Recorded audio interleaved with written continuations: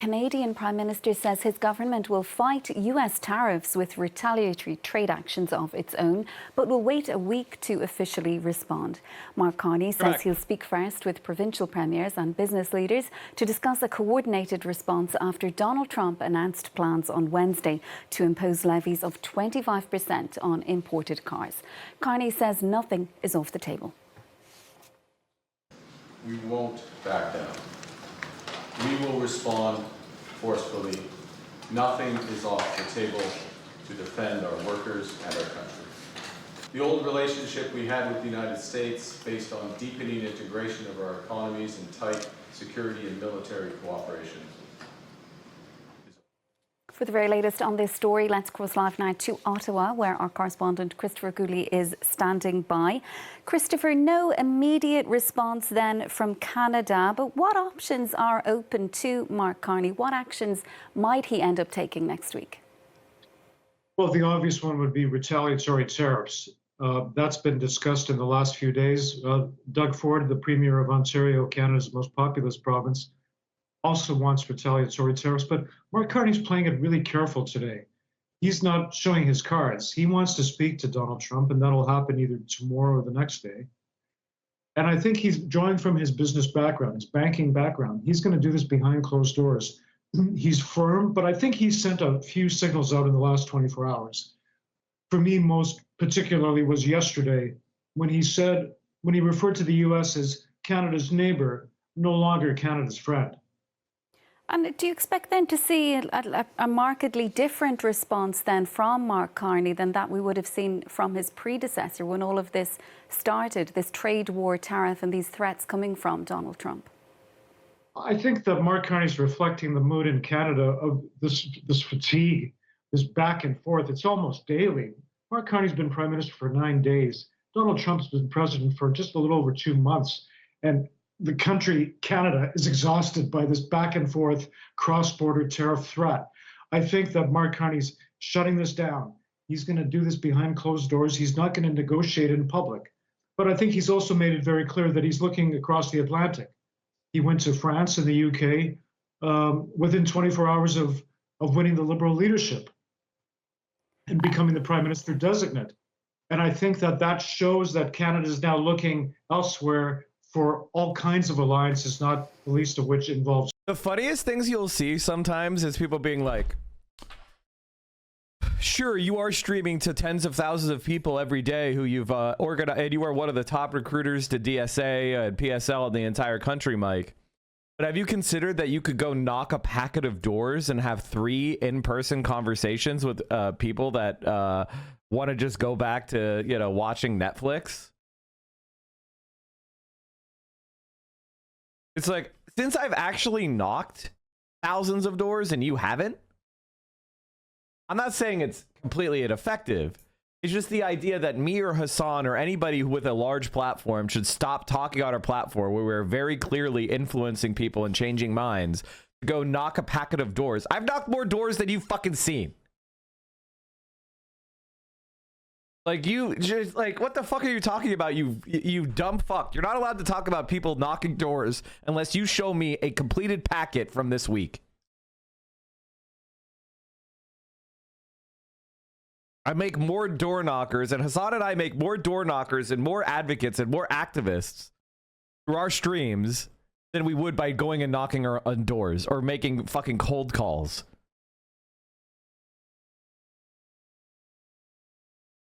Yeah, what Trump is doing to the to the federal workforce is insane. Nice, more up, dog. Trade. Yeah, because we don't know at this stage whether these particular tariffs are going to be stacked on top of the 25% levies that are being imposed separately on all goods coming from Canada. So how are businesses there even able to prepare for what might be ahead? How are producers reacting to all of this? Yeah, the stock market's having another bad day. The timeline is next week, April 2nd, could be April 3rd, when Trump announces his tariffs, his next round of tariffs. And I think that's when Canada's probably going to respond in a very formal way. How are businesses responding? Well, I think there's panic. I mean, there are layoffs, the Canadian dollar's down, markets are reacting. Donald Trump talks about creating a homegrown U.S. auto manufacturing hub. Mark Carney said the same thing yesterday. He invested over $1 billion to focus on Canadian-made automobile manufacturing. The thing is, for both countries, is that for decades now, that manufacturing has been cross-border. A little bit of part of a vehicle is made on one side of the border, crosses over to the other side of the border, and back and forth, and you get the fully assembled vehicle. So now there's going to be a reconstruction of that manufacturing capability effectively on both sides of the border. At the bottom line is that tariffs, as we've been talking about for weeks now, are going to hurt both sides, Canada and the US. American workers are going to be out of jobs as they are in Canada. Christopher, thanks so much for all of that. That is our correspondent, France 24's Christopher Cooley, joining us there from Ottawa. Well, it comes as the Canada. Trump has just announced a sweeping new tariff on cars. Like, the Liberals are going to win in Canada because of Trump. And people hated conservatives because of it. That's incredible. This is very modest. And what we're going to be doing is a 25% tariff on all cars that are not made in the United States. If they're made in the United States, there's absolutely no tariff. Business is coming back to the United States so that they don't have to pay tariffs. President Trump announced 25% tariffs against our auto industry. And this is a direct attack, to be clear, a direct attack on the very workers that I stood in front of, uniform workers I stood in front of this morning at the Ambassador Bridge. A bridge that is a symbol and a reality up until now of the tight ties between our two countries, ties of kinship, ties of commerce, ties that are in the process of being broken. We will defend our workers. We will defend our companies. We will defend our country, and we will defend it together. You know, this will hurt us, but through this period, by being together, we will emerge stronger. I think what's happened, and this was part of our discussion, over the course of the last several months, Canadian workers, Canadians as a whole across this country, have gotten over the shock of... It was going to be a conservative blowout, yeah. The NDP is getting a hard hit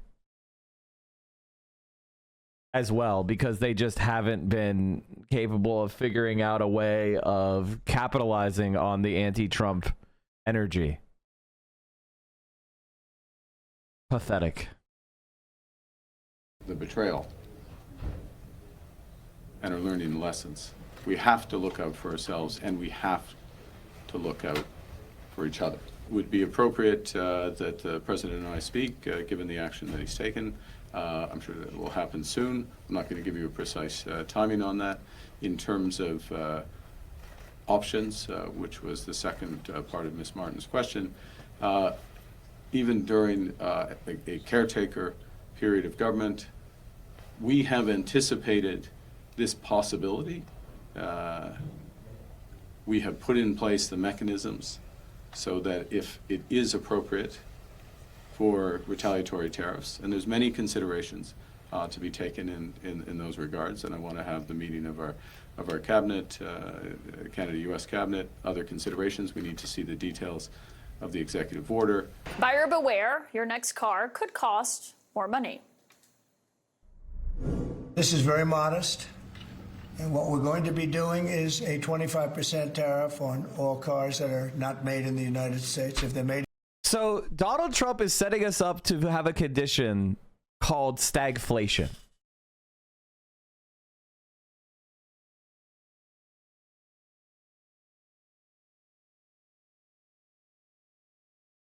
Do you guys know what stagflation means? Stagflation means when you have a recession and inflation at the same time. So he's scaring the hose. He's scaring the markets by, you know, saying there's going to be these significant increases of tariffs. And the entire American system is now predicated on exploited foreign labor we don't have the manufacturing capacity. They destroyed it. Like, that was the neoliberal project. The neoliberal project was destroy organized labor in the West, transition them to service economy, move our production overseas to highly exploited workers, and import it with no duties, and be able to sell competitively against companies that manufacture in the US and have a price advantage because of the labor cram down. So now he's going to be throwing these blanket tariffs, even on countries that are close allies like Canada and Mexico. And it's not like we have the capacity here. And the other problem is interest rates are relatively high. So if you want to build something here, you know, it's not going to pencil out because the financial expenses, the finance expenses of borrowing for construction are so high. So we're now looking at a situation where prices are going up. That's scaring the economy. Investing is expensive because interest rates are high. And so you're just going to see prices rise without a corresponding expansion of the economy, aka stagflation. And in the same time, they're cutting government spending. And the more you cut, you know, when the government cuts spending, that results in private deficits, which means less money in people's pockets. So the economy is going to be contracting from the fact that prices are higher due to tariffs. The government is cutting back spending, so that's going to reduce the economic activity of the country, resulting in more deficits in the private sector. I mean, it's like he was trying to design the worst possible economic program.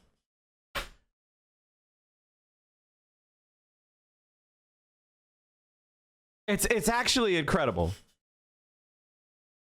Is that the Trump Epstein photo? No, it's not.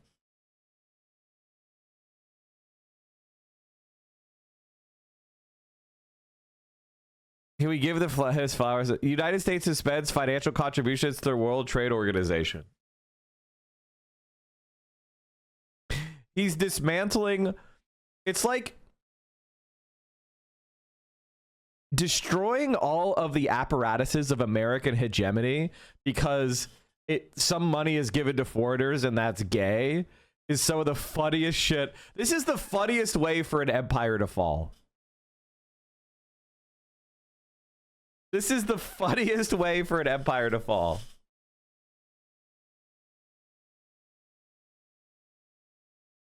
And Xi is just stepping right in. Chinese President Xi called on global business leaders to push back against protectionism, seeking to take advantage of growing backlash to rising U.S. tariffs to promote his country as a reliable partner. Xi on March 28th made a veiled critique of Donald Trump's trade actions, touting China's stability at a meeting in Beijing with some 40 corporate leaders. Some countries are building a small yard with high fences, erecting tariff barriers, politicizing business issues, using them as tools and weapons, Xi said at the Great Hall of the People. I hope you will share your sensible views and take actions to push back against the retrogressive rules and the zero-sum games, he said. We are providing a transparent, steady, and predictable policy environment. Embracing China is embracing opportunities.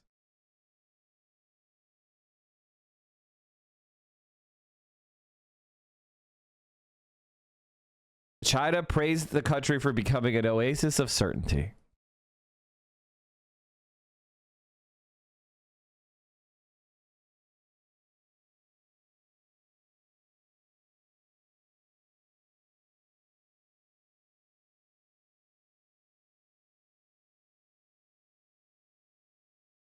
They're literally just going to take up the mantle of global hegemony. Incredible. In the United States, there's absolutely no tariff. Business is coming back to the United States so that they don't have to pay tariffs. A very modest 25% tariff, the president says. My political sources are here, Paul Begala and Scott Jennings, along with my deeply sourced White House insiders, Zolan Cano-Youngs from the New York Times and Isaac Arnsdorf from the Washington Post. And Isaac, this was something the White House announced later this afternoon. They said the president's going to be making an announcement on auto tariffs. This is a 25% tariff on all imports coming into the U.S. And he said it starts April 2nd. Obviously, he was arguing that that will be, in the end, better for the American consumer. But what have you heard from sources about how this all came about today? Well, obviously, Trump was elected to lower prices, not raise them. And he is betting that the long run, that Americans are going to stick with him in the long run for the. But factories aren't built overnight. And he's acknowledged that there's going to be pain in the meantime. And I've been assured by the White House that we're not going to see a repeat on April 2nd of what happened a month ago, where the markets panicked, the other countries scrambled, and they agreed, well, we have some concessions, let's work it out, let's pause it, let's delay it a month. You know, is this going to be happening every month? Are we going to have that whiplash scare every month that then gets dialed back? I've been assured this time, April 2nd is real. Well, what happens if April 2nd is real? Because I think that's what all of these, the car makers, the automakers, everyone else who's going to be affected by these tariffs has been looking at, saying, do we need to actually prep for this, or is it going to be an exception, a pullback, whatever we've seen before previously? Which we've seen in the past, right? Particularly when it came to tariffs on Mexico. Did you see the article Varoufakus wrote on the Trump plan? No, I did not. Do you want to share it? Share me the plan.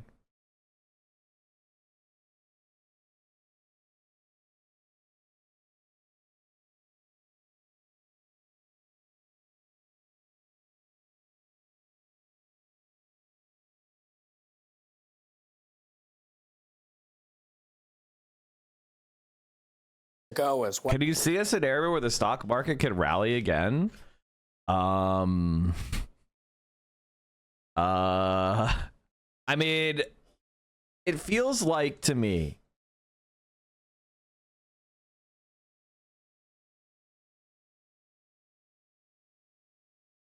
just trying to be rational and logical here, that a rally could occur if Trump just said psych on everything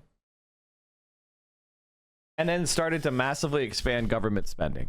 But it doesn't seem like that's what they want to do.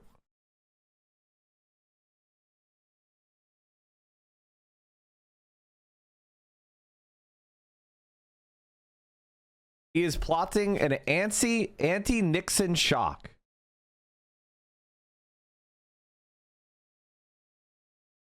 Trump's tariff fixation is part of a global economic plan that is solid, albeit inherently risky.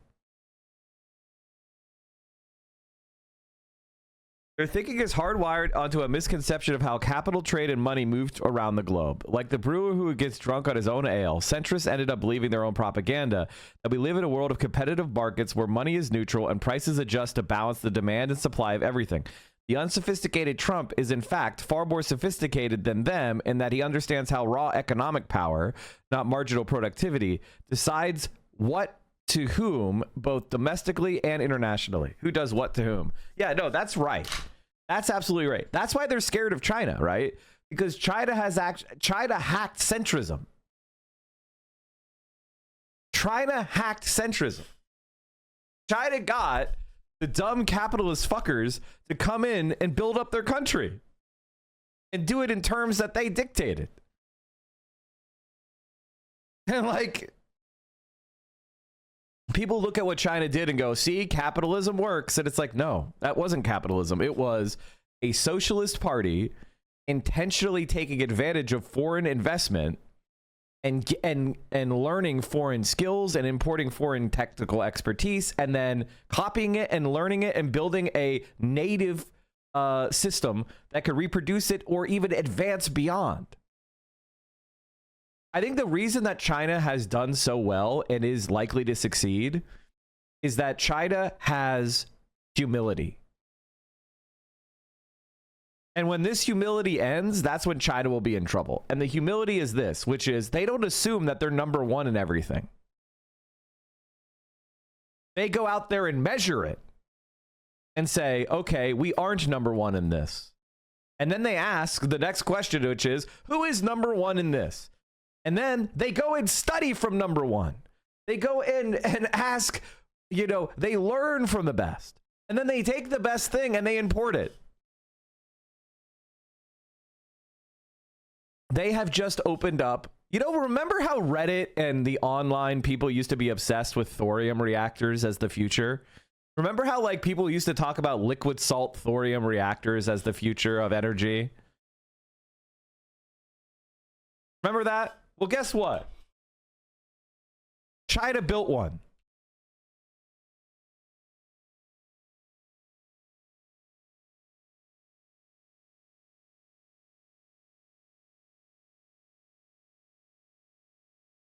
Like, they are building it.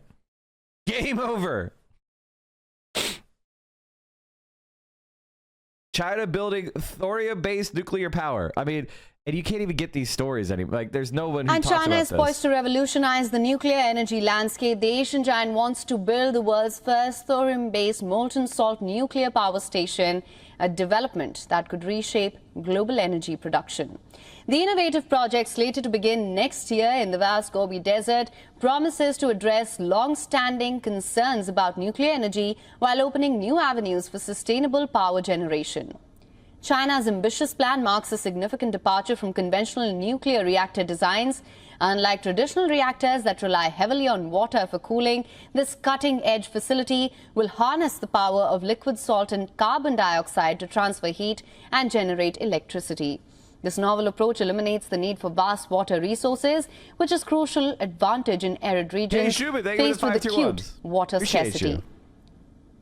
At the heart of this technological marvel is thorium. That's an element poised to supplant uranium as the go-to fuel for nuclear reactors. Thorium's abundance surpassing that of uranium offers a compelling solution to potential fuel shortages. Experts suggest that China's thorium reserves alone could meet the nation's energy demands for 20,000 years. The success of the project could usher in a new era of nuclear energy, one that's safer, more efficient, and better suited to meet the growing global demand for clean, sustainable power. Clear Games, thanks for the 5 tier 1s.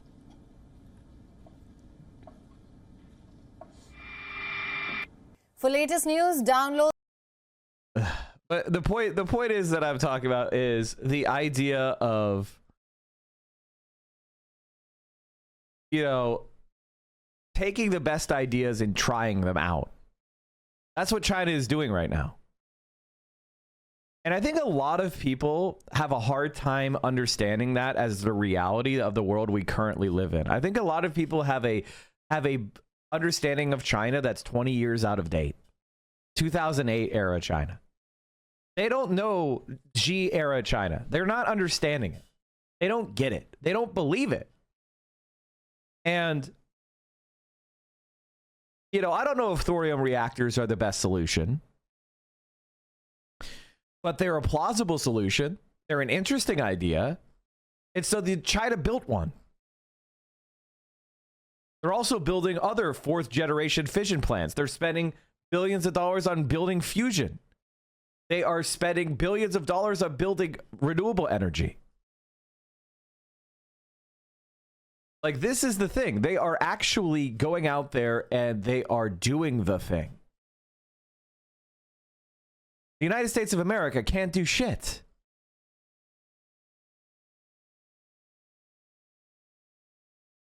They're really good for China because China has a ton of thorium and not a ton of uranium. The other thing about thorium reactors is they could be breeder reactors, and that they can reprocess spent nuclear fuel into new fuel.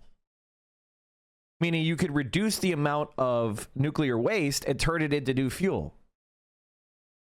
So you can vastly increase the energy potential of the thorium and the uranium that you actually do have.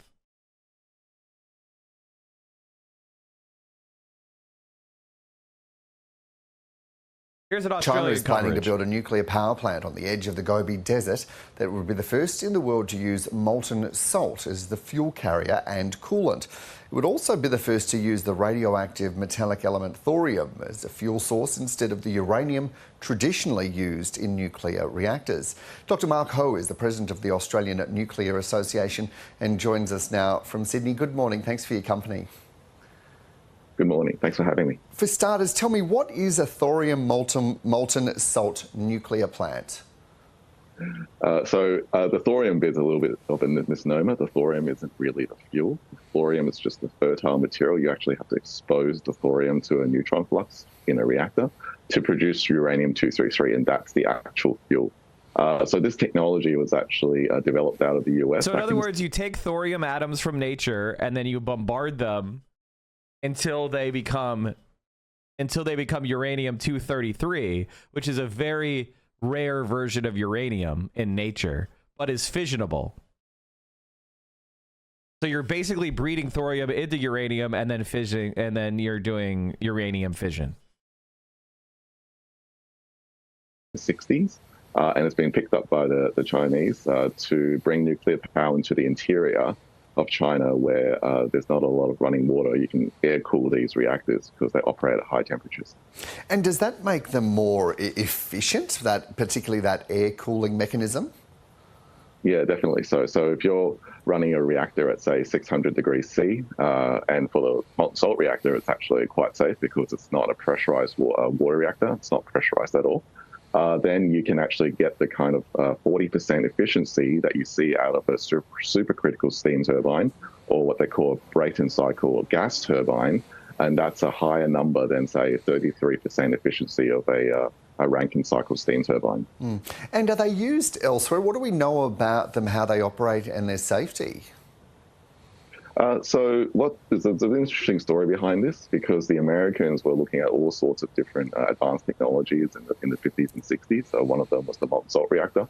And it was about 10 years ago, I think, that the Chinese embarked on this molten salt reactor journey, so to speak.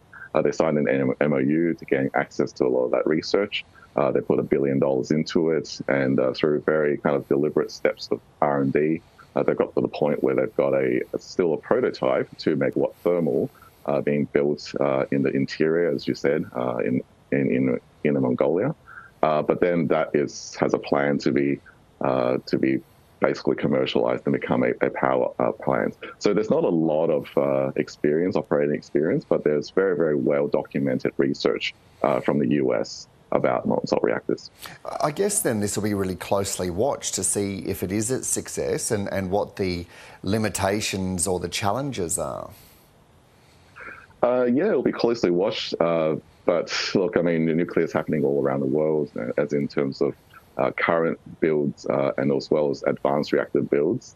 But there is going to be a step change with decarbonisation using nuclear power. We're seeing talks about 30% of all electricity generated from nuclear power in China and the US, maybe even north of that. So, yeah, nuclear is a big part of a decarbonised energy mix. Well, and we are having that conversation, or starting to, here in Australia, about nuclear as part of the power mix. Do you see this particular design as something that might be applicable in Australia? Yes, eventually. Of course, there's always going to be various hurdles. For example, the regulators might not be familiar with the molten salt reactor design. And so in the US, they are also thinking of molten salt reactors. For example, TerraPower, which is financed famously by Bill Gates. It was abandoned because uranium was much more common and more economical. I think the advantage of the thorium reactors is their breeder potential. They're a reprocessing. So, you know, the problem with just using uranium is you leave a lot of the energy potential. You end up with a lot of waste. And so with having thorium reactors in the mix allows you to reprocess fuels and breed more fuel. So you can I think you reduce the waste by like 97% or something. Somewhere around that. They have a molten salt design as well, but it's going to take a bit of time for the regulator to be comfortable with that type of design. But yeah, certainly we'll be seeing many, many more different advanced designs in terms of reactors around the world. Okay, China aims to operate world's first hybrid fusion fission nuclear plant by 2030. A $2.7 billion project has entered its first phase. China is poised to start building the world's first fusion fission hybrid nuclear power plant with the goal of generating 100 megawatts of continuous electricity and connecting to the grid by the end of the decade.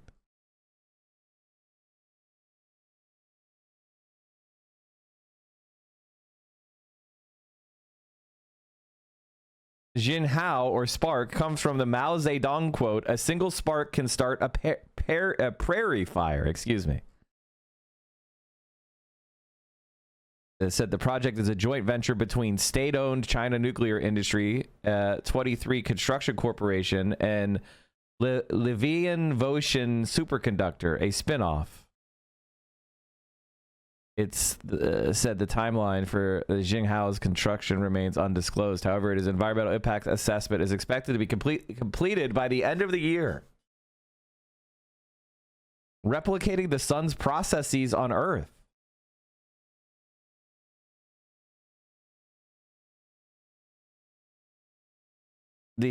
Unlike pure fusion products such as the ITER, Jinhao will combine fusion and fission. The high energy neutrons, from fusion reactions will trigger fission in surrounding materials, increasing energy output while potentially reducing nuclear waste.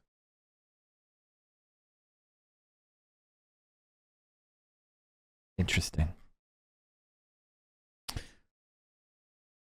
It's relying on SCMP science reporting, which is not reliable. SCMP science and military reporting has a bad reputation in the PLA China watching community. Okay. I mean, that's possible. All I know is I was looking at the World Nuclear Association, and they were saying that there are currently 65 reactors under construction, and 90 reactors are planned. And I think most of them are in China. Yeah, of the currently under construction reactors, 66 in the world, 30 of them are in China. When you talk about planned reactors, of the 85 planned reactors, 36 are in China, and of the proposed reactors, there's 344, 158 are in China.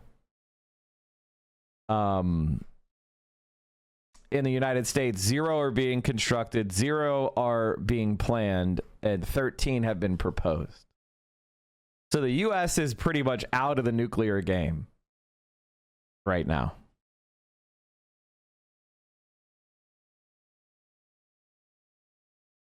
We're going to be operating our 70-year-old reactors forever.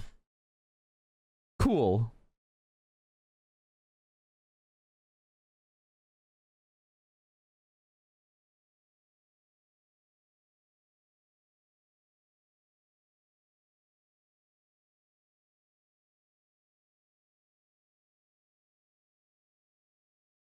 So they just, what is going on with this video? It's very fucked.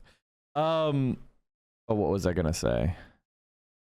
There's one thing. Oh yeah, the Federal Reserve Bank of Atlanta is predicting a large economic contraction of negative 0.28%. The GDP Now model estimate for real GDP growth in the first quarter of 2025 is negative 2.8% on March 28th, down from negative 1.8% on March 26th. The alternative model forecast, which adjusts for imports and exports of gold as described here, is negative 0.5%. After recent releases from the U.S. Census Bureau and the U.S. Bureau of Economic Analysis, the nowcast of the contribution of exports to first quarter GDP growth declined from negative 3.95 percentage points to negative 4.79 percentage points in the standard model, and negative 1.92 percentage points to negative 2.53 percentage points in the alternative model. So they're now predicting a negative 3% growth. Congratulations, the Trump session is coming. Remember when he was like, we're gonna grow at 5%, it's gonna be incredible.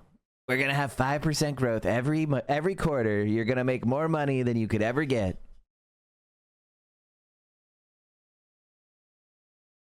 Is there a good rule of thumb of when to sell stocks? Well, I saw the other day that large institutional investors were selling and retail investors were buying. Like I saw a report that large investors and hedge funds were going into cash, and it was retail investors who were buying stocks. So to me, that means it's getting ready to dump.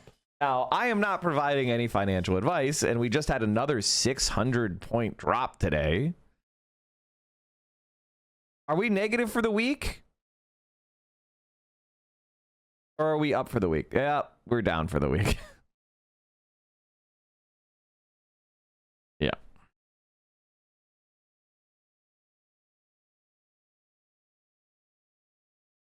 Sometimes you get used to certain stocks being winners for so long that you aren't even aware when their triumphant status possibly runs its course. And that's how I am feeling right now about still one more day here with tech wilting on the vine. Dow losing 155 points, S&P slipping 0.33%, NASDAQ declining 0.53%. Like most market participants, I am unwilling to say goodbye to tech. It's been such a long-term winner that I'm reluctant to forsake it. And please, I mean, look, I just did come back from NVIDIA's GTC conference last week. Things were going great. I can't just say, well, that's over 8 days later. But when I scroll through the winning sectors for the year, I am struck by how they represent a wide array of groupings that aren't tethered to any particular economic worldview. Neither a recession viewpoint nor a severe slowdown can explain which groups are pulling away from tech and communication services, the sub-rubric that includes many internet companies. The leaders for the year, indeed, are very strange, counterintuitive, or you can just call them broad if you wanted to. Don't miss a second of Mad Money. Man, I wish he had explained it.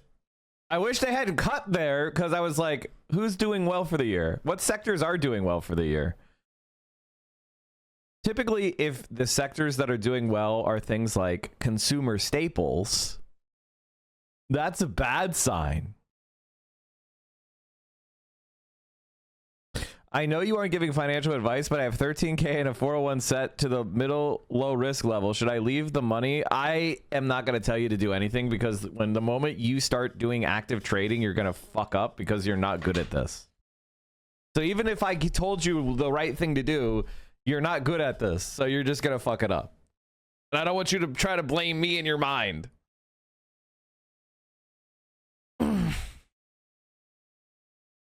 Hire a pro? What? I'm not telling you to hire some fucking dipshit in a strip mall either.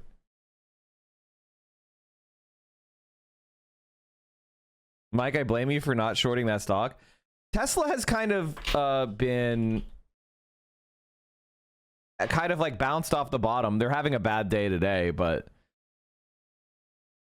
they've come off of like their very low of 225. They're up another. They're back up to like 263.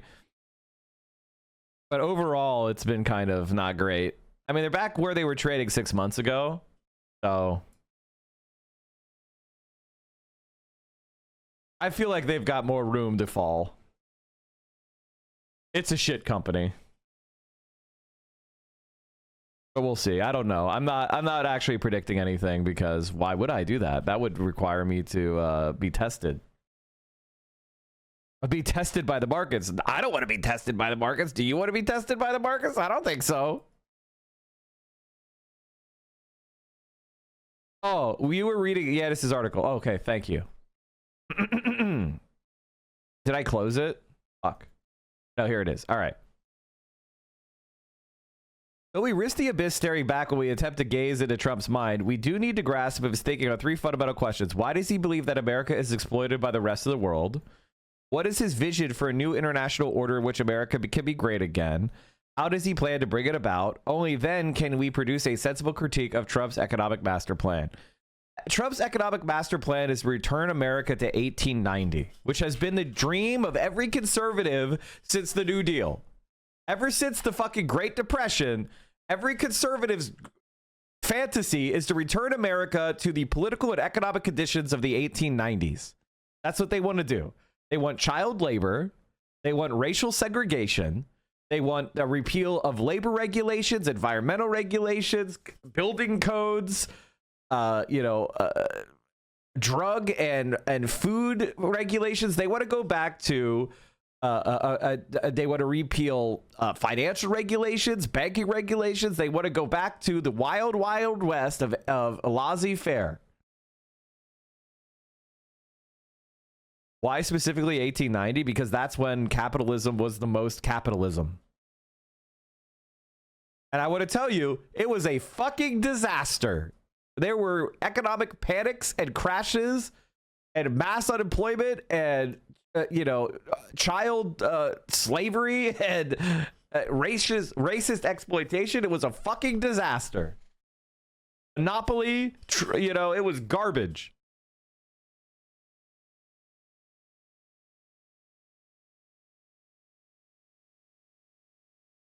Why does the president believe America has been dealt a bad deal? His chief complaint is that dollar supremacy may confer huge power on America's government ruling class, but ultimately foreigners are using it in ways that guarantee U.S. decline.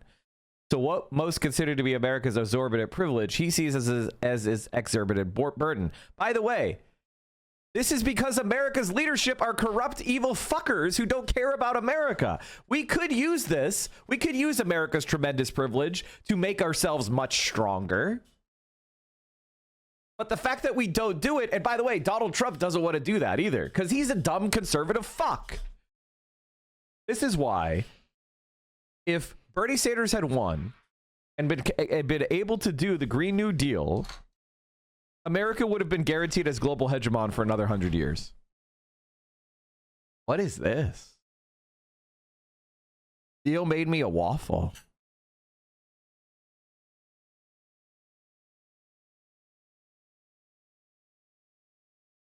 Thank you, Vio. I appreciate you.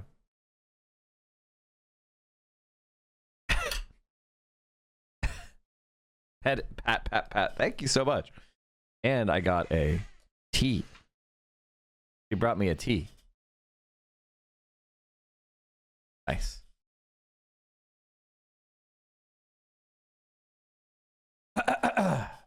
Why would we want the empire to rape the world for another 100 years, though?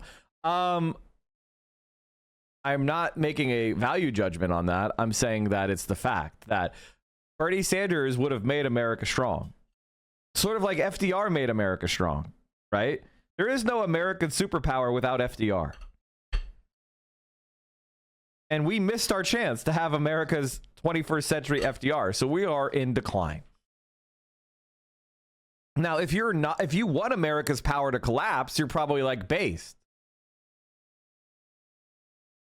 But you also should recognize that if you're American, that means your living conditions are going to go to shit. When the Soviet Union fell, that was really bad for regular Russians and regular people, regular members of the former Soviet Union. Their lives got a lot worse for a very long time. So, and people that were relatively comfortable middle-class people ended up selling their ass on the street. So be careful what you wish for.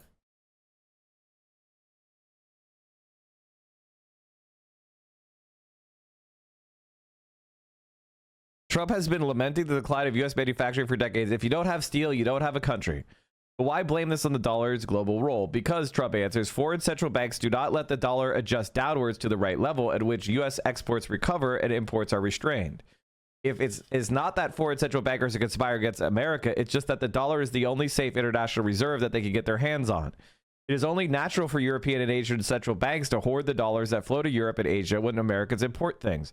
By not swapping their stash of dollars for their own currencies, the European Central Bank, the Bank of Japan, the People's Bank of China, and the Bank of England suppress the demand for, and thus the value of, their currencies. This helps their own exporters boost their sales to America and earn even more dollars. It's a never-ending circle. These fresh dollars accumulate in the coffers of foreign central bankers who, to gain interest safely, use them to buy U.S. government debt. And here's the rub. According to Trump, America imports too much because it is a good global citizen, which feels obligated to provide foreigners with the reserve dollar assets they need. In short, U.S. manufacturing has been in decline because America is a good Samaritan. Its workers and middle class suffer so that the rest of the world could grow at its expense. But the dollar's hegemonic status also underpins American exceptionalism, as Trump knows and appreciates. Foreign central banks' purchases of U.S. treasuries enable the U.S. government to run deficits and pay for an oversized military that would bankrupt any other country. That's exactly right. Except here's the problem. And here's the crisis that's occurring. China is now so far ahead of the United States on manufacturing that America has never, and this is very important for every American. I want you to open your ears and open your eyes. America has never been as powerful as China is now. I'll say that again. America has never been as powerful as China is now. Never. Not even close. Okay? Now, China does not project that power. China does not invest in the military assets to reflect that reality. But the United States of America has never, ever, never, ever, ever, never, ever, ever had a manufacturing capability like China does today. And it's not just manufacturing of consumer goods. I'm talking about heavy industry. I'm talking about infrastructure. I'm talking about shipbuilding. I'm talking about stuff that you literally cannot copy, even if we tried. The expertise, the infrastructure that China now has surpasses the United States at any point in its history by orders of magnitude. Now, a lot of Americans and a lot of Europeans and a lot of Westerners are not really reckoning with this factual reality because the United States spends a lot of money on its military, and we have a lot of things like aircraft carriers and F-22s. And so we have this swagger, right? We walk around the world because we've poked so many small countries and lost the wars that resulted. But we have this swagger, we have this kind of projection, we have the general sense of being the guarantor of global security. So we just live in denial, whereas China operates very close to home. The best analogy to China is really the United States prior to entering World War II, except already mobilized.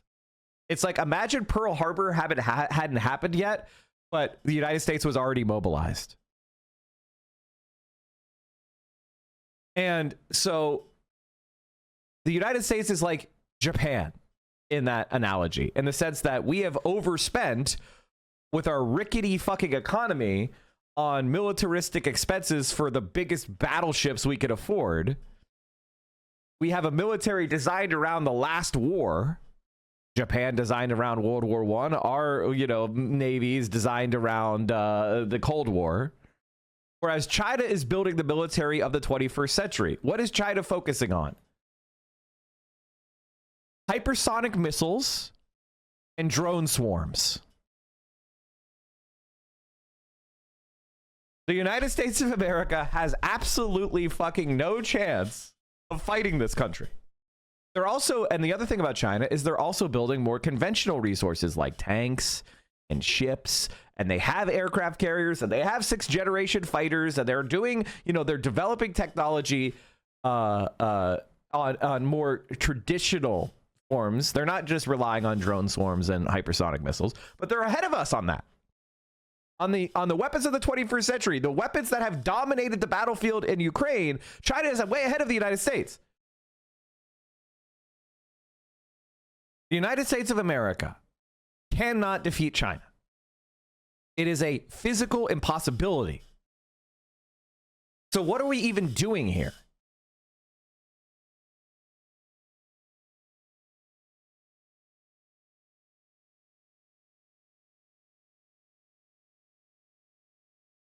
Will USA nuke the planet if they can't win? Well, China is developing their own nuclear deterrent. They always had a small nuclear deterrent. This is something, is China never really believed in building a lot of nukes because they thought it was insane. And Mao hated nukes. And they had to convince him that they had to build some. And so China has always kept a relatively small nuclear deterrent. Something that's like, I think it was on the size of like France. But now, because the United States has pledged to spend $2 trillion on new nuclear weapons targeting China, China has decided to expand their nuclear deterrent because they don't want to be decapitated with a nuclear first strike. So they're now having to develop their own nuclear fucking bombs. Great job, America. You've increased the number of nukes in the fucking world.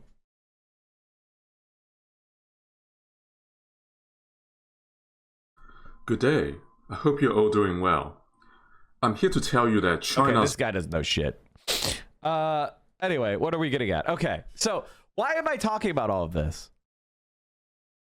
Is the United States of America, for ideological and racial reasons...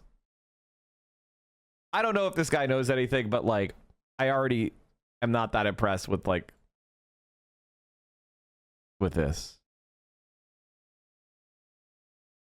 You know, okay. Entire flight. So a test... The audio is too bad. I can't. China is building an underground command bunker 10 times the size of the Pentagon. Yeah, I know. I saw that. Onto the global market and really putting a lot of pressure on producers.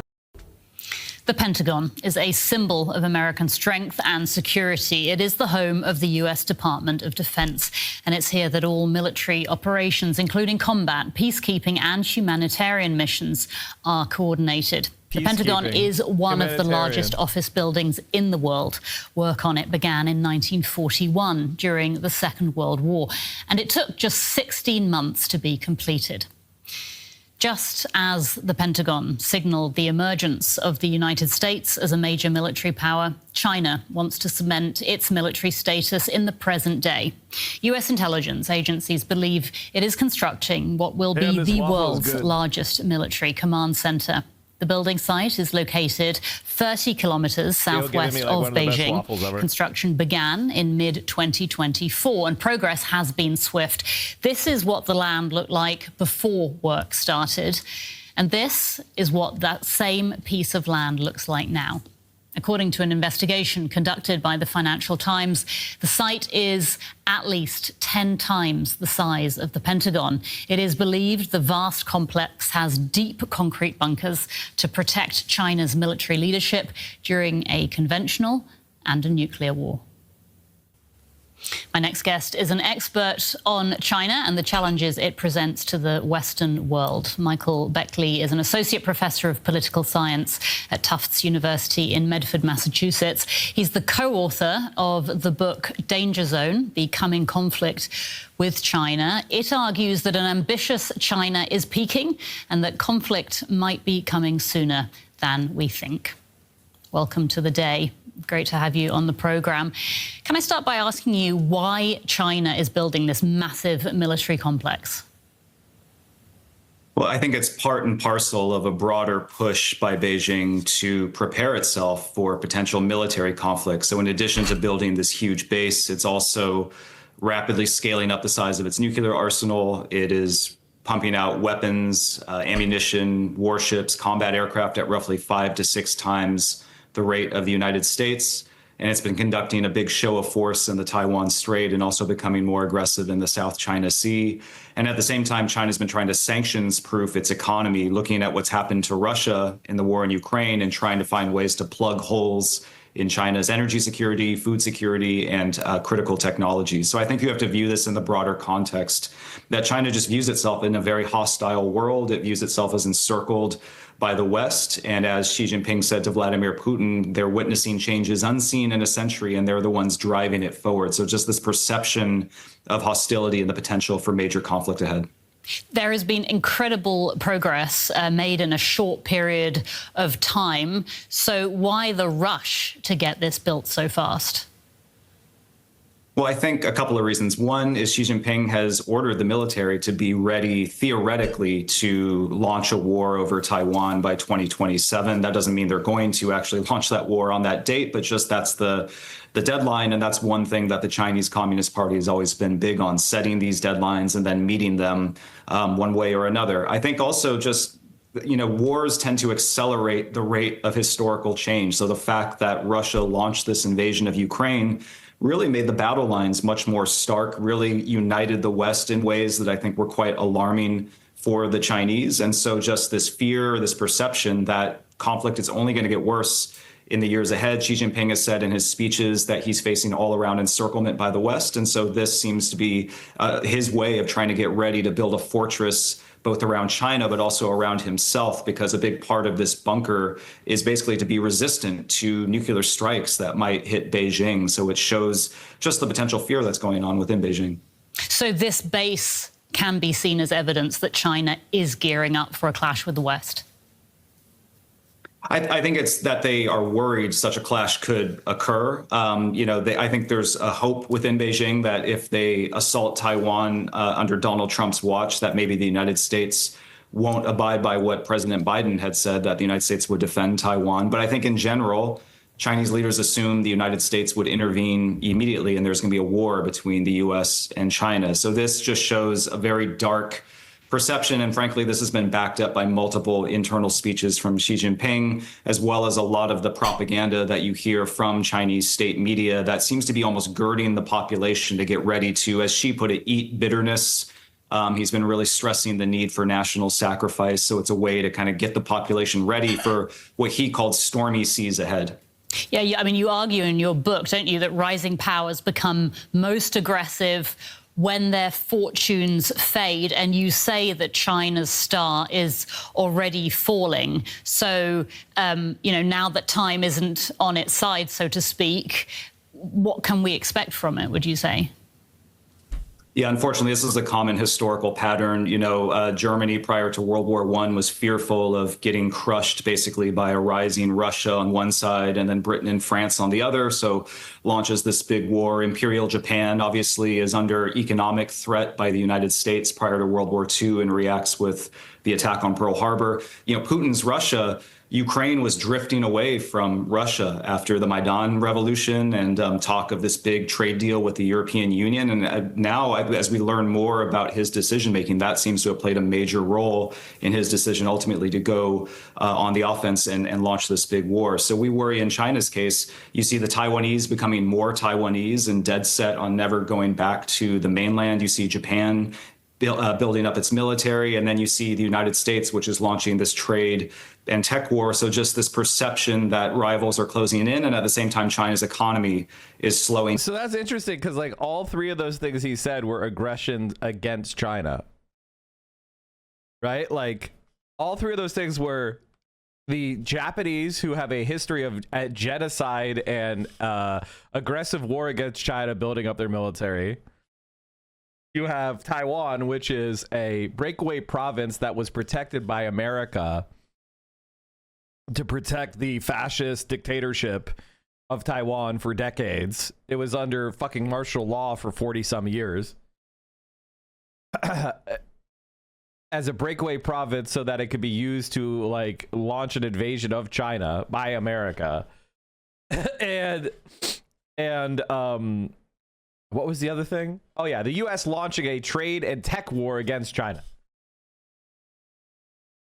So it's like, those are all three, those are America and American allies aggressively attacking China, trying to contain China. It's like, how does that analogize to any to Nazi Germany or Imperial Japan? Down, which is causing other countries to basically take a harder line with Beijing because they are less enthralled by the money to be made in what was once a booming economy and much more fearful of both Beijing's military threat and then also the economic mercantilist threat that it's posing by pumping out exports onto the global market and really putting a lot of pressure on producers in countries around the world. So if we are talking... Mercantilism is when you sell people products for good prices. That's mercantilism is when you sell high quality products at a good price. That's not what mercantilism is, you dumb fuck. Mercantilism is when I control your territory, I take raw resources from your country at reduced prices, and I monopolize your finished goods trade. So I take, your, iron ore and your coal and your raw agricultural resources. I import it into my country where I use the manufacturing processes to turn it into finished products. and then I force a monopoly on you and import the finished goods back into your country. That's mercantilism. Mercantilism is that I trade with you and I sell you products at a fair price on a competitive market. Like actual idiot, actual fucking propagandist. About a potential conflict? Are we talking about a conventional war or a full-blown nuclear engagement? So I think both the United States and China assume that this war could somehow be kept under wraps, that it would be a local conflict, say, in the Taiwan Strait. But the history of great power wars suggests they spread and... How the fuck would the United States win? It doesn't even make sense. There's no concept of American victory. It's just idiotic. It's a dumb fucking plan. The United States is going to be extended at 5,000 miles off of the coast of California. And they're going to be, and American battle groups are going to be under a hail of hypersonic missiles and drones, and they're going to win? What are you talking about? It's literally impossible. It's stupid as fuck.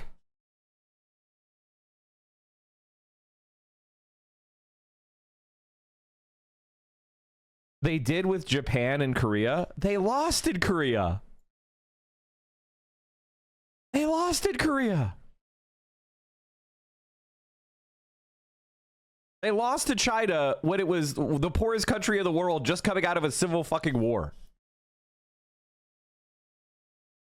The United States of America suffered the worst defeat it's ever suffered in the Korean War against the Chinese military. Like, come on. That was then. Now it's like, it's even more insane. Sprawl as each side initially delivers their opening blows, loses forces, and then looks for new ways to basically hurt the other side. And that's the biggest concern for me is there are Chinese strategic writings that say we could potentially hit American military bases on Okinawa, and the Americans would never escalate because they'd be deterred by the risk of a nuclear conflict. And on the American side, there is an assumption that, hey, we can strike bases on the Chinese mainland if there's a war over Taiwan, and the Chinese would never dare escalate because they'd worry that we have more nuclear weapons than them. So I think there's this false confidence on both sides that this war could somehow be contained to the conventional realm with the outside possibility of nuclear escalation, which is why you're seeing this bunker. So I worry very much that offensive war plans... I guarantee you this guy is just like paid for by the Koch brothers or some insane fucking group. What's his name? This is the type of shit that gets on liberal networks, by the way.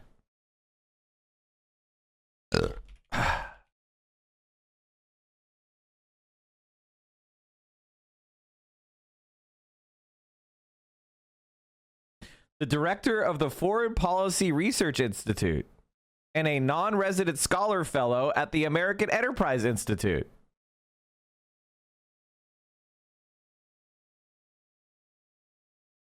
Unrivaled, why America will remain the world's sole superpower.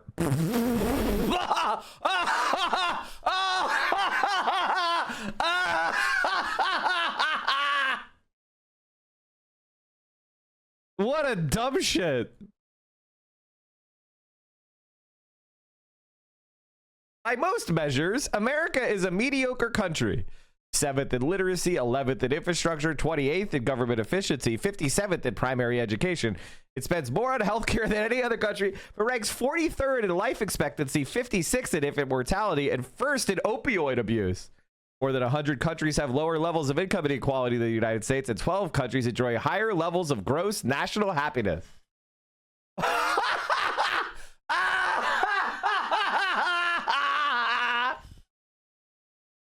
America sucks, but we spend a lot on the Pentagon, so that means we're going to remain the winner.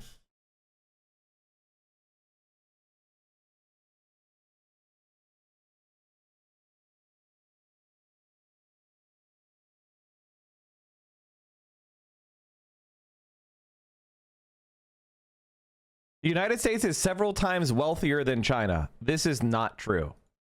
The United States is wealth in financial assets. China is wealthy in productive capability and infrastructure.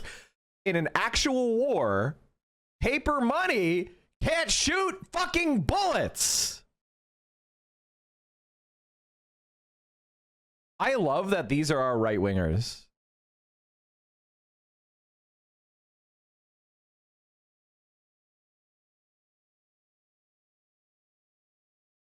FPRI was founded by Ambassador Robert Strauss Hoop, a Vienna native who immigrated to the United States in 1923. Dissatisfied with the containment strategy of John Foster Dulles and the Eisenhower administration's foreign policy in general, he founded the FPRI in 1955. So in other words, he thought John Foster Dulles was too liberal. His research on great power competition has received awards from American Political Science Association. So, by the way, that basically means he's what we call a practicer of realpolitik, which means that he doesn't believe in morality in foreign affairs and that we should basically commit war crimes as long as we win. That's what that means. Whenever somebody's like, I'm a scholar of great power competition, that basically you should just hear the word, that guy's a fucking Nazi. Mike, read 2 paragraphs down. What? The Harvard Kennedy School of Government, U.S. Department of Defense, Rand Corporation, and the Carnegie Endowment of International Peace. He continues to advise offices within the U.S. intelligence community and the U.S. Department of Defense. Yes, exactly. He's a Nazi spy, basically. We got it. We got it. This is what liberals see on their televisions. My God.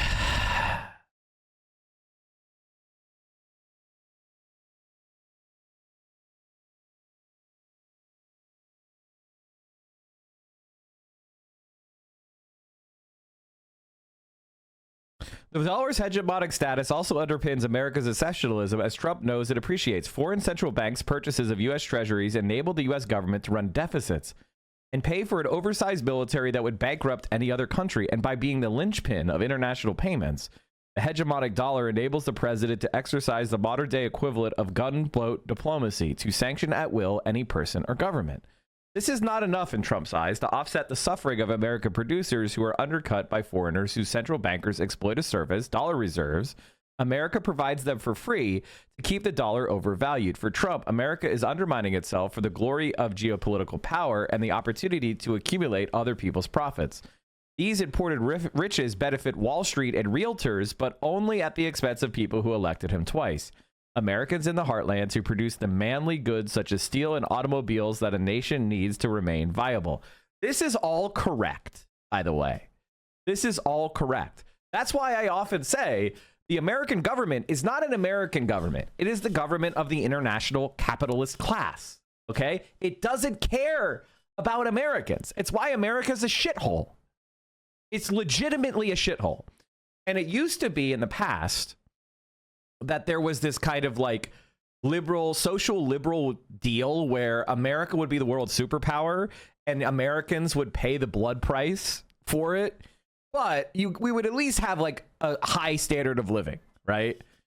High standard of living for most of the people in America, but we will have to bear the burden of defending the interests of the capitalist class internationally. Well, they said, the capitalists were like, why should we even do that? Make them slaves like anywhere else. Why the fuck are we paying any taxes? Elon Musk is like, I want to go to Mars. Why the fuck should I make sure you have health care? And how the American government is just this bloated imperial enforcer for the fascist fucking capitalist class, and they love their proxy Nazi state of Israel.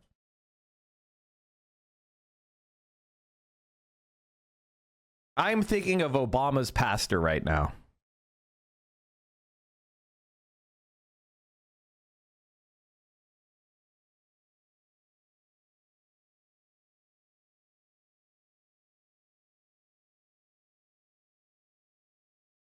From now on, no, not God bless America, God damn America, that's in the Bible. Prior to Abraham Lincoln, the government in this country said it was legal to hold Africans in slavery in perpetuity. Perpetuity is one of the University of Chicago words. That means forever. From now on, when Lincoln got in office, the government changed.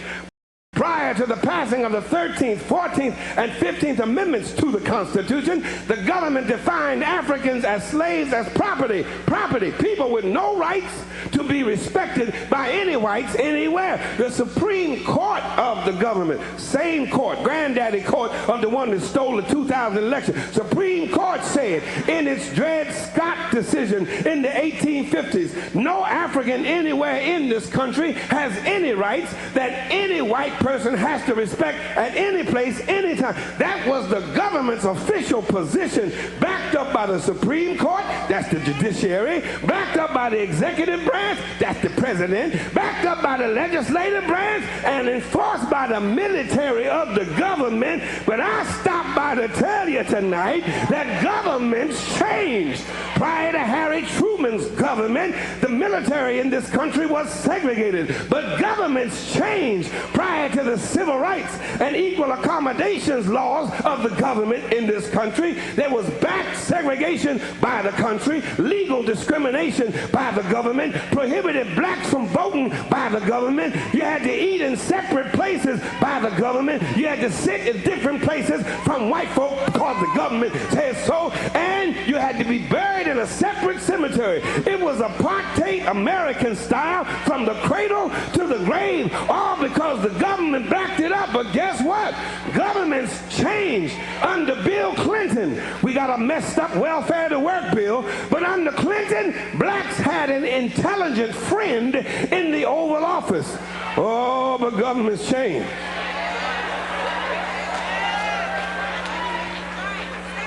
The election was stolen.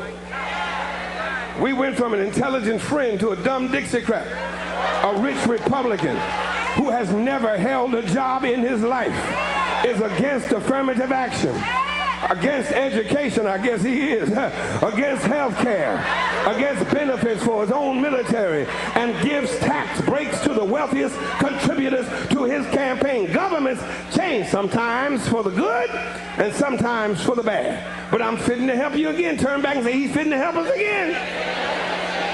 Where governments change, write this down, Malachi 3:6. Malachi 3:6, thus saith the Lord.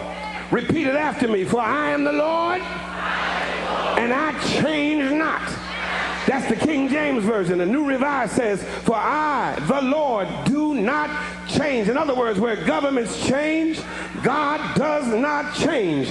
God is the same yesterday, today, and forevermore. That's what his name I am means, you know. He does not change. There is no shadow of turning in God. One songwriter puts it this way, as thou hast been, thou forever wilt be. Thou changest not.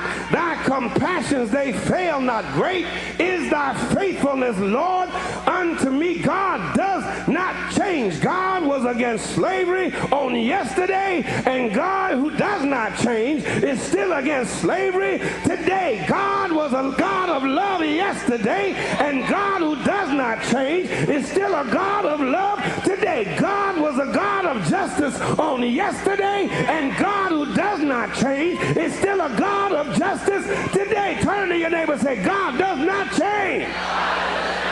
Where governments lie, God does not lie.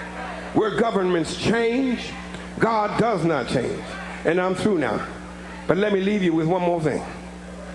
Governments fail. The government in this text, comprised of Caesar, Quirinius, Pontius Pilate, Pontius Pilate. The Roman government failed. The British government used to rule from east to west. The British government had a Union Jack. She colonized Kenya, Ghana, Nigeria, Jamaica, Barbados, Trinidad, and Hong Kong. Her navies ruled the 7 seas all the way down to the tip of Argentina in the Falklands. But the British government failed. The Russian government failed. The Japanese government failed. The German government failed. And the United States of America government, when it came to treating her citizens of Indian descent, fairly, she failed. She put them on reservations. When it came to treating her citizens of Japanese descent fairly, she failed. She put them in internment prison camps. When it came to treating the citizens of African descent fairly, America failed. She put them in chains. The government put them on slave quarters, put them on auction blocks, put them in cotton fields, put them in inferior schools, put them in substandard housing, put them in scientific experiments, put them in the lowest paying jobs, put them outside the equal protection of the law, kept them out of their racist bastions of higher education, and locked them into positions of hopelessness and helplessness. The government gives them the drugs, builds bigger prisons, passes a 3-strike law, and then wants us to sing God Bless America? No, no, no. Not God Bless America. God damn America. That's in the Bible for killing innocent people. God damn America for treating her citizens as less than human. God damn America as long as she tries to act like she is God and she is supreme. The United States government has failed the vast majority of her citizens of African descent. One of the things that I say to a lot of people is, if you don't know what liberation theology is, it shows me that you're a little bit too white. I don't like to use white as an insult because I think that's fucking cringe and try hard. I'll be honest. Whenever somebody's like, you're so white, it's very cringe and Gen Z try hard. And it doesn't really hit. You know, people are going to be laughing about how white Gen Zers call other people white for a long time. And some millennials do it too. I'm not going to say millennials don't do it, but it is a Gen Z affectation for white people to go, you're so goddamn white. But if you don't know what liberation theology is, if you don't respect liberation theology, then you're fucking white. You're fucking white. Now, I'm not saying that religion is good per se, but there are certain types of religious practice that have a long tradition in the left. And if you don't understand that some people have a spiritual impulse, maybe you don't have it. Maybe you don't believe in God. But it doesn't mean that you should denigrate people who do if they are with you on the class struggle. If there's a lot of things we can cherry pick from Christian belief system to bolster what we're saying. And if you just run into situations with people that are Christian and you say, oh, that means you're an idiot, you're going to lose people you could have won over. Be strategic. Okay? Like, what are you doing? And liberation theology has a long tradition on the left.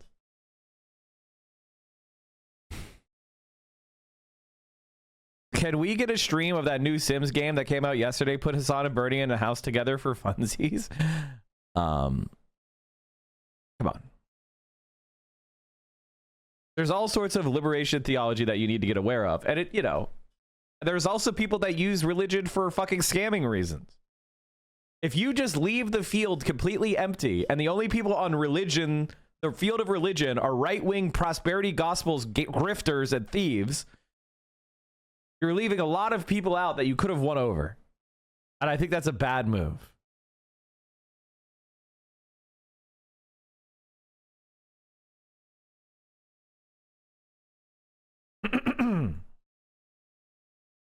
And that's not worst of Trump's concerns. His nightmare is that this hegemony will be fleeting. Back in 1988, while promoting The Art of the Deal on Larry King, he bemoaned, "We are a debtor nation. Something's going to happen over the next couple of years in this country because you can't keep on losing $200 billion a year." Since then, he has become increasingly convinced that a terrible tipping point is approaching. As America's output diminishes in relative terms, the global demand for the dollar rises faster than U.S. incomes. The dollar has to appreciate even faster to keep up with the reserve needs of the rest of the world. This can't go on forever.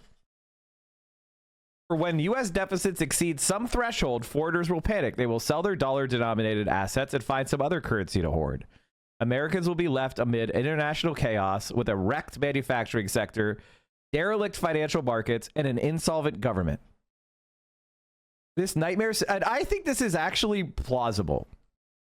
I think this is plausible because the United States is such an evil country that, and so offensive and so officious and so hypocritical and so murderous and so wanton that it breeds contempt and hatred and bitterness, right? And so, and the way the United States reacted to the situation in Ukraine has put a lot of other major regional powers on notice.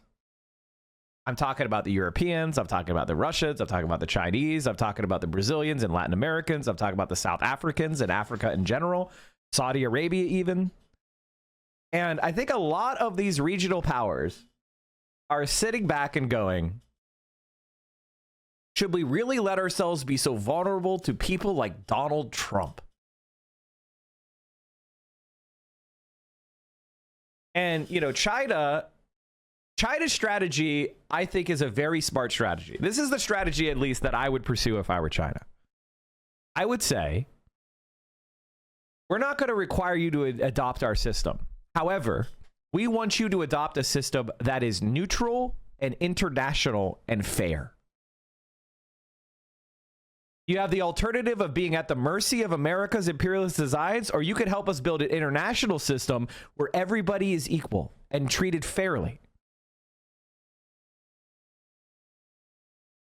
And that is a very attractive deal. However, because China is a communist party-run country, a lot of other countries are full of capitalists at the elite level, and they're going to be scared of that idea. They're going to be like, if we do a fair system, that's going to empower left-wingers in our own country. We don't want to empower we don't want a neutral system. We don't want a fair system. We, the international capitalists of the world, we like that the United States will come around and intervene and squash the leftists in our country. That's what the Malays of Argentina want. That's what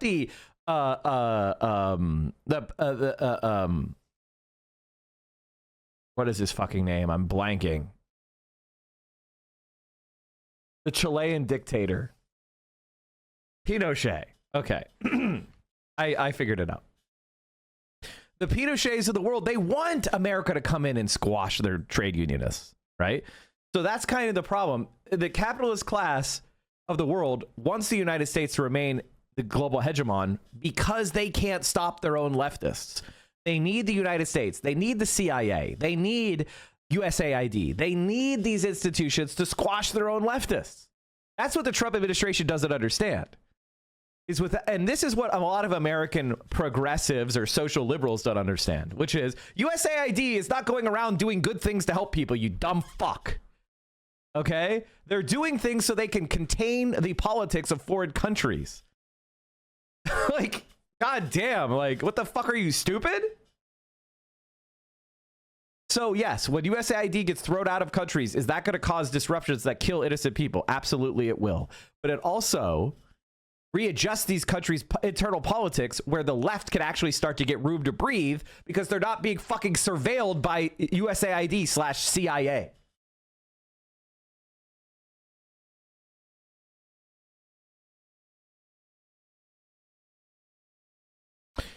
This nightmare scenario has convinced Trump that he's on a mission to save America. And this is not a theory, chat. It's called the Truman Doctrine. This is not like some crazy left-wing theory. It's called the Truman Doctrine.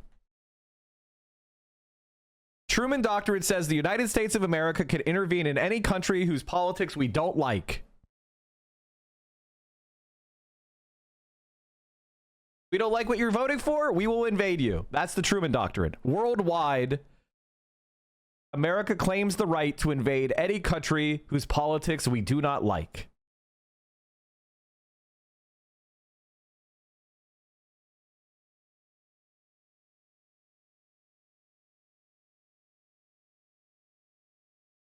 That he has a duty to usher in the new international order, and that's the gist of his plan. In effect, in 2025, a decisive anti-Nixon shock, a global shock that cancels out the work of his predecessor by terminating the Bretton Woods system in 1971, which spearheaded the era of financialization.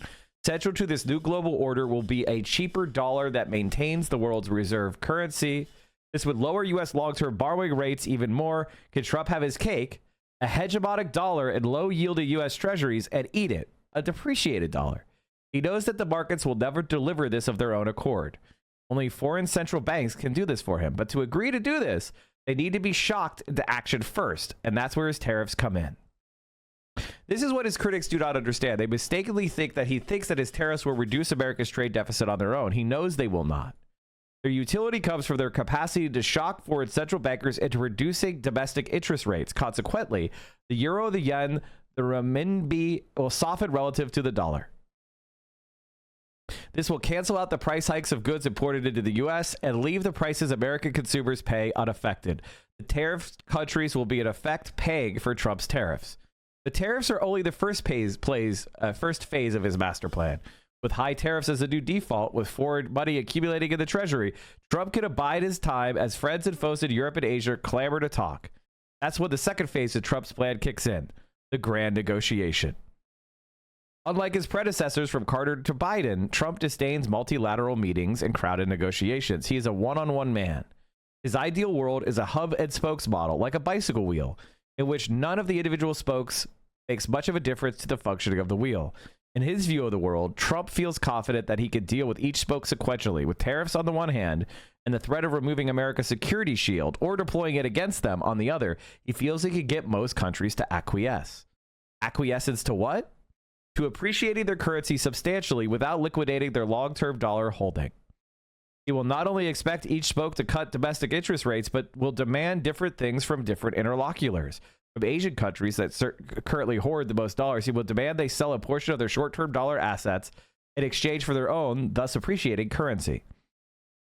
From a relatively dollar-poor Eurozone riddled with internal divisions that increase its negotiating power, Trump may demand three things: that they agree to swap their long-term bonds for ultra-long-term or possibly even perpetual ones, that they allow German manufacturing to migrate to America, and naturally, that they buy a lot more US-made weapons. Can you picture Trump's smirk at the thought of this second phase of his master plan? When a foreign government acquiesces to his demands, he will have chalked up another victory. And when some recalcitrant government holds out, the tariffs stay put, yielding his treasury a steady stream of dollars, which he can dispense any way he deems fit, since Congress controls only tax revenues. Once this second phase of his plan is complete, the world will have been divided into two camps. One camp shielded by the American security at the cost of an appreciated currency. I don't think this is right, by the way. I'm pretty sure that tariffs are just also go to the general fund. I don't think they go into a slush fund for the president. I don't know where Yanis got this. Unless he has some sort of, like, unless he's saying that he's going to be like fascist Trump, or he's saying that there's some sort of precedent he's talking about. The government used to be only funded with tariffs. I don't think this is right at all, but okay. Once the second phase of his plan is complete, the world will have divided into two camps. One camp shielded by American security at the cost of appreciated currency, the loss of manufacturing plants, the forced purchases of U.S. exports, including weapons. The other camp will be strategically closer, perhaps to China and Russia, but still connected to the U.S. through reduced trade, which gives the U.S. regular tariff income.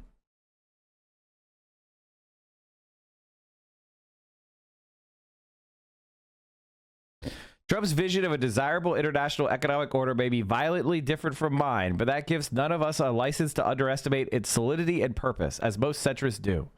Like all well-laid plans, this, of course, may go awry. The depreciation of the dollar may not be sufficient to cancel out the effect of tariffs on U.S. customers' pay, or on the sale of dollars may be too great to keep U.S. long-term debt yields low enough. But besides these manageable risks, the master plan will be tested on two political fronts. The first political threat to his master plan is domestic. If the trade deficit begins to shrink as planned, foreign private money will stop flooding Wall Street.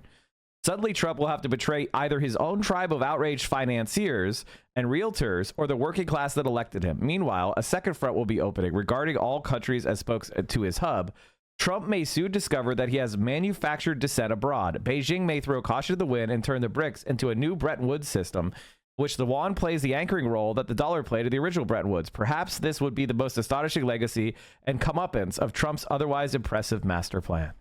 I think that Yanis is right.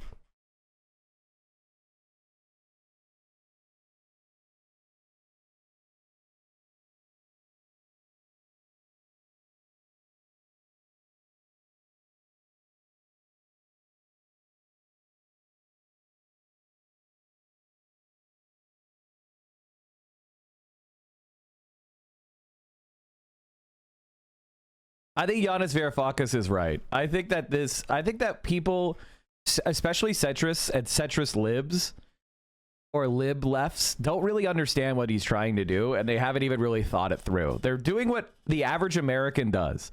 The average American doesn't treat their opponent like they have a brain. They treat their opponent like a inscrutable alien that they can never understand, doing things to be evil. Why would China want to play an anchoring role with their yuan? Wouldn't that force their economy to deindustrialize and financialize? No. No, it would not. I think what they will actually do, the Asian sensation, is they would create an international currency made based on a basket of commodities, right? So you could have like a new international settlement currency that isn't the same thing as their domestic currency.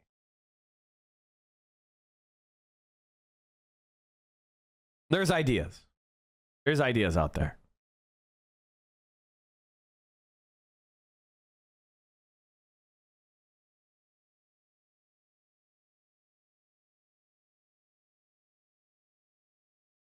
China's new interoceanic corridor, an alternative to the Panama Canal, is now operational. Hundreds of cars from South Korea have arrived via the Pacific, traveling to the Gulf of Mexico for coastal U.S. delivery. This marks a new Asia-North American trade route.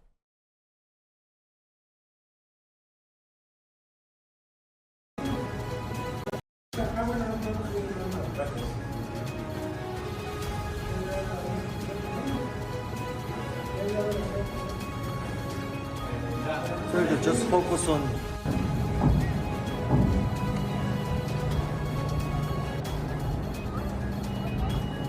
Basically, what this does is the ships will dock, unload their goods onto a railway that's specifically designed for freight, and then it'll be shipped to another port that's in the Gulf, and then the goods will be reloaded on in the Gulf and then shipped out. So because of the port fees in the Panama Canal, and there's oftentimes like lines and shit, this actually could take some pressure off of the Panama Canal and provide resources, even though it's more difficult than just sailing your ship through a Panama Canal because you have to have two ships. That's annoying, but